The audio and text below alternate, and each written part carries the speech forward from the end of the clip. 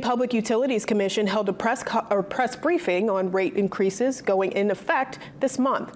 The increase will affect CMP and Versant customers, but at different rates.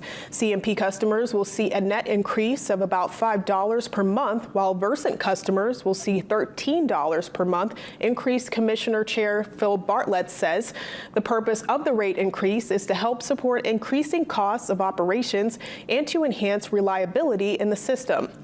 He says both power companies filed for a rate case, which was approved with stipulations requiring both companies to meet service quality metrics. If they don't, Bartlett says there are penalties that would result in customer refunds. We do recognize that these increases are significant, and there are programs that are available to help folks if they're struggling.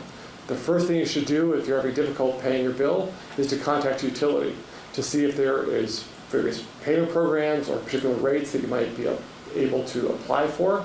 If you're having trouble working through the utility, call the Maine Public Utilities Commission. We have a consumer assistance division here that can help you to navigate this process as well. Versant customers will see another rate increase in January, which could be an additional $5 a month.